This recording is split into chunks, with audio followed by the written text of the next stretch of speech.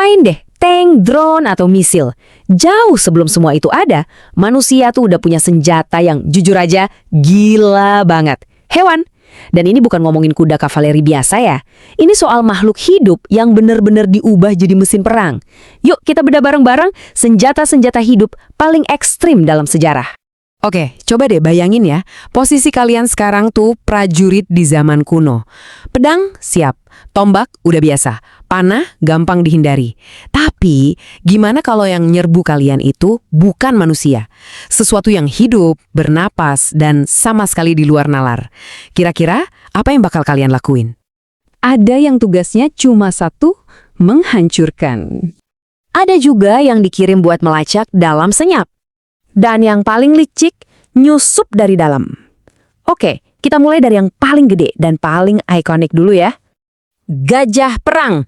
Beneran, ini tuh tank pertama dalam sejarah manusia. Bayangin aja, unit lapis baja hidup yang bisa nyebar teror dan kehancuran total di medan perang kuno. Dari India sampai Kartagonya Hannibal, mereka ini andalannya. Gini deh, satu gajah itu udah kayak satu unit tempur lengkap. Di lehernya ada pilotnya, namanya Mahut. Dia yang ngendaliin semuanya. Terus di punggungnya ada menara kecil gitu, namanya Howdah. Isinya bisa sampai 4 prajurit pemanah. Jadi ini bukan sekedar hewan, tapi platform senjata yang bisa gerak. Misinya ada 3. Pertama, yang paling jelas, jadi bola bowling raksasa buat ngancurin formasi musuh. Kedua, jadi menara tembak berjalan yang tinggi dan stabil. Dan yang ketiga, ini yang paling penting, teror psikologis. Suara gemuruhnya aja, plus ukuran yang segede itu, udah cukup bikin mental musuh hancur duluan bahkan sebelum perang beneran mulai. Tapi, disinilah masalahnya. Gajah itu bukan mesin kan? Mereka punya naluri. Kalau udah terluka atau panik gara-gara api atau suara keras, mereka bisa masuk ke panic mode. Hasilnya, mereka bisa balik arah dan nginjek-nginjek pasukan sendiri. Bener-bener senjata makan tuan. Kelemahan kedua, ya ukurannya itu sendiri. Emang sih serem, tapi sekaligus jadi target yang gampang banget. Pemanah musuh tinggal ngincer titik lemahnya, mata, belalai, atau kaki. Sekali lumpuh, udah deh malah jadi beban. Dan ini nih, kelemahan paling fatalnya. Kalau si Mahut, si pilot tadi, tewas, kontrolnya hilang total. Nah, gajah yang lagi marah dan bingung tanpa pengendali, itu jadi salah satu hal paling bahaya di medan perang. Bahaya buat musuh, bahaya juga buat kawan sendiri. Oke, kita geser dari kekuatan brutal ke sesuatu yang lebih cerdas dan loyal. Anjing perang. Mereka ini udah nemenin manusia ribuan tahun. Bukan cuma jadi senjata, tapi partner setia. Partner yang sayangnya sering jadi korban keputusan kita, manusia. Peran mereka tuh udah berubah drastis banget loh. Dulu di zaman kuno, anjing gede kayak Mastiff itu dilepas buat serangan frontal yang brutal. Tapi di zaman modern, fokusnya geser. Mereka jadi spesialis karena indera mereka yang luar biasa. Dari ngelacak musuh sampai deteksi bom. Nah, di era modern, misi mereka jauh lebih rumit, patroli, ngelacak musuh yang sembunyi, nemuin bahan peledak yang gak kelihatan, bahkan nyelamatin prajurit yang luka. Anjing kayak Belgian Malinois White itu bukan lagi sekedar penyerang, tapi udah kayak sensor hidup yang harganya tak ternilai buat unit-unit khusus. Tapi, ya itu, ada sisi gelapnya. Loyalitas mereka itu sering dieksploitasi. Mereka dikirim ke situasi yang super mematikan. Dan sama kayak tentara manusia, mereka juga bisa kena trauma perang, stres berat. Mereka itu pahlawan, iya, tapi juga korban yang nggak pernah bisa milih.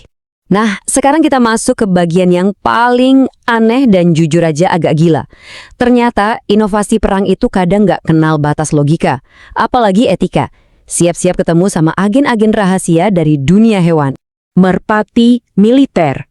Coba bayangin deh, di tengah perang dunia yang kacau balau, waktu radio dan teknologi komunikasi lain gagal total, burung kecil ini jadi semacam internet hidup.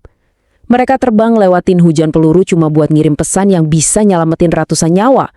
Kelihatannya sederhana, tapi super efektif. Terus, ada lumba-lumba militer. Iya, lumba-lumba. Angkatan Laut AS ngelatih mereka jadi detektor hidup. Pakai sonar alami mereka buat nemuin ranjau laut dan penyelam musuh. Yang bikin kaget, katanya sih program ini masih jalan sampai sekarang. Dan ini mungkin yang paling gelap dari semuanya. Tikus bom. Ini konsep dari Perang Dunia II. Jadi bangkai tikus diisi bahan peledak, terus ditaruh dekat mesin uap musuh. Nanti kan, musuh yang nggak curiga bakal ngebuang tikus itu ke tungku pembakaran. Dan, boom! Senjata sabotase yang licik sekaligus mengerikan banget. Oke, jadi setelah kita lihat semua ini, dari gajah raksasa sampai tikus kecil, apa sih warisan yang mereka tinggalin? Apa pelajaran yang bisa kita ambil dari semua ini? Pelajaran pertama, dari gajah kita belajar kalau kekuatan mentah tanpa kontrol itu bisa jadi bumerang. Dari anjing kita lihat gimana loyalitas bisa dieksploitasi.